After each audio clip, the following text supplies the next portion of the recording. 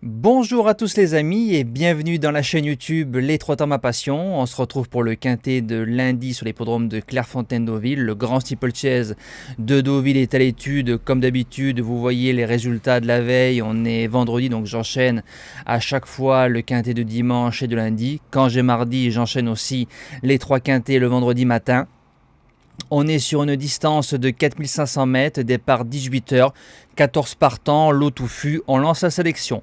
Mon gagnant, je suis allé sur le numéro 12, Raffle Classic, il a 7 ans, il est encore tout frais, il a un bel avenir devant lui je pense, il a couru 10 fois, ce sera son premier quintet plus, son premier handicap, il est bien placé au poids, Kazakh Mounir j'aime bien, il a fait premier et deuxième sur cette piste-là, il est battu par un certain Virgo Célestin qui a de l'avenir aussi, il va de l'avant, première fois sur 4500 mètres, mais il a souvent couru sur 3009.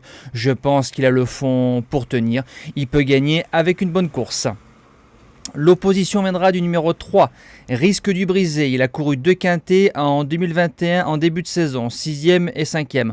Manquait sûrement de force et d'expérience à cette époque-là. C'est un cheval qui a 5 ans. Qui pourra encore progresser.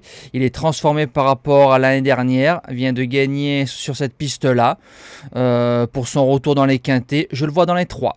Premier outsider, le tenant du titre, le numéro 1, Donne le Change. Il a gagné tête et corde l'année dernière en 61 de valeur. Il arrive en 64 cette saison, plus 3 kilos, l'eau meilleure par rapport à l'année dernière. On a dû tout axer sa préparation sur cette course-là. Je serais déçu de ne pas le voir dans les 5.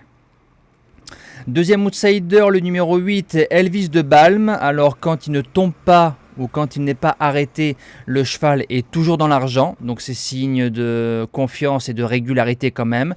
En haie ou en steeple, dans les handicaps, dans les quintets ou dans les courses à condition, le cheval est très sérieux. 2 sur 2 sur la piste de Clairefontaine. Il a couru une seule fois sur 4500 mètres. Il a gagné. Feu tout simplement. En 5e position, le 14, Derby d'été. Alors le 20 juin, il a fait botte à botte avec mon gagnant, donc c'est pas mal. Ensuite, pour son quintet, il a fait 4e le 4 juillet en faisant que les 300-400 derniers mètres. Il a bien fini. Le lot est plus fourni par rapport à la dernière fois en termes de qualité, mais je pense qu'on va pas s'occuper de la course en finissant. Il peut arracher la place de 4e ou 5e. En 6e position, le numéro 9, Dentor des Obos. Alors Dentor signifie régularité. Il a 5 sur 6 dans les quintets plus à chaque fois dans les 4 premiers, c'est pas mal.